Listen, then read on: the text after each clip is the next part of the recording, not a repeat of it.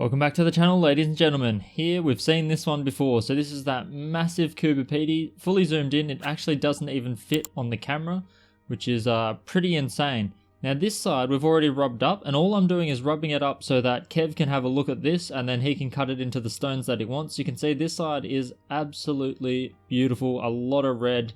Some of these ginger whiskers and stuff will still come out, but he can decide how he wants to cut it up, or if he's going to cut it up at all. On really sharp angles, it goes a bit more blue. From this side, it goes pretty green if you get on a really sharp angle. But yeah, predominantly it's just a killer red stone on this side. But you can see there are other color bars, and we started looking at this on a recent live stream, and I just scrubbed this up a bit and saw that this green kind of traveled and met up with this bar over here. So what we're going to do is we're going to tackle this area right here, rub it back. If there's nothing that exciting, we'll push for this next bar under here. We did have a quick little look on the live stream, and we were scrubbing away over here. We took a chunk off here and had a look underneath here, and unfortunately it didn't really clear up much. So I'm hoping not to need to go down to this color bar, though this color looks suspiciously similar to this here. So maybe it goes off on an angle and we'll meet it up. We just need to see what's under this big chunk of area here, because this might affect what Kev wants to do with it. I can see it's just starting to peek through here. So we're just going to go with a coarse sintered diamond, and hopefully it's something like this, but the green version. The stone in the back here is actually a lot darker as well, whereas the white is pretty white grey. This is a lot darker on this side, so much darker base body tone. So hopefully it just really gets that green popping, because that flashy green will compete with the other side quite well. But there's only one way to find out, so let's spin up the Dremel and get through this little crust. Okay, we've got a long road ahead, so I'm going to cut a lot and I'm going to speed up a lot, but we're going to use the Draxburr, my big chunky 80 grit sintered diamond, the one I use for all the brutal work.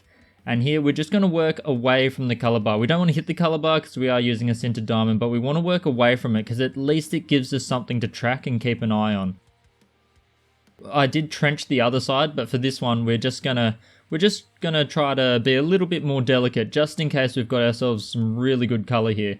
I was rushing pretty hard on the last one, but here we're being careful, and right now just trying to link these color bars together, because the green tone is similar across both parts of this stone, and I'm certain they link together. So I'm just basically trying to bridge the gap, confirm that, and that's at least a good starting point. Unfortunately, you can see here that it's not bridging overly well, and there are a few inclusions which we'll dig into a little bit later. Now here I'm just showing that when I get a little bit too aggressive with this burr, the chuck actually gives up, and you can see here the burr's just slid back and now it's just rattling around a little bit. And you notice it pretty quickly, and now I've just modified it so that the burr's sticking out a lot further, because I need to be able to reach towards the center of the stone anyway. So it was a good time to just extend it, but I'm not getting rid of these white inclusions. And then I start working on the other side, which has this huge rusty kind of area. Unfortunately, I drill into this pretty aggressively, and these also are they're just hanging around. They're really hanging around, which is mega unfortunate.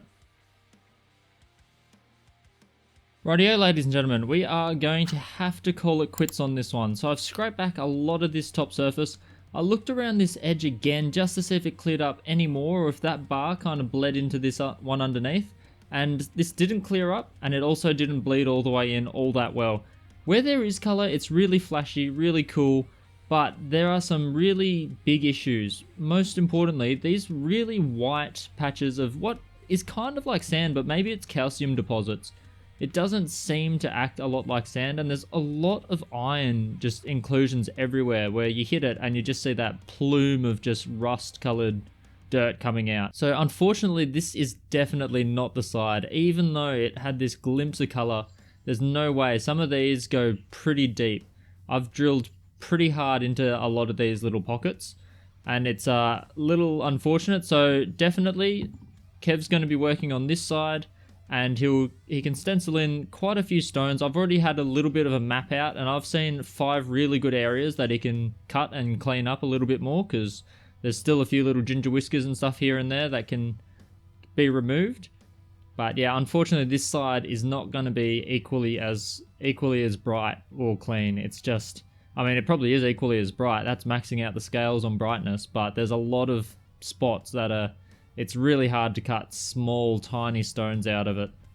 And this stuff here, I don't know what's going on, but it really just wouldn't clean up. I guess that's why the Blacklighters called it monkeypox. They would have cut a fair bit of it and just seen the same thing happening where it just doesn't quite clean up, which is mega disappointing. But lucky we got one good side, and really in Opal, you only really need one good side. Having a good double-sided stone doesn't add that much value to it. It's a lot harder to set. People are less interested in it.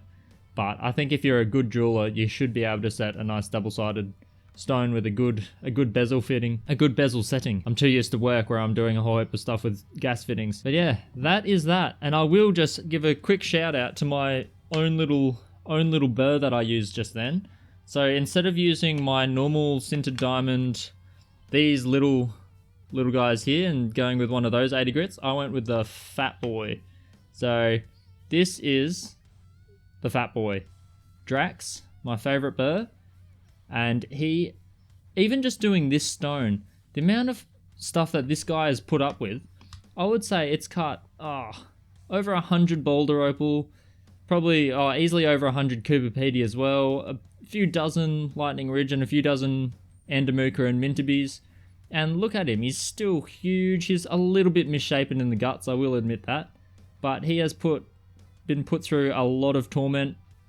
And hopefully I highlighted in the video while I was cutting some of the times when I push a little bit too hard and in the end the chuck gives way and it starts rattling around.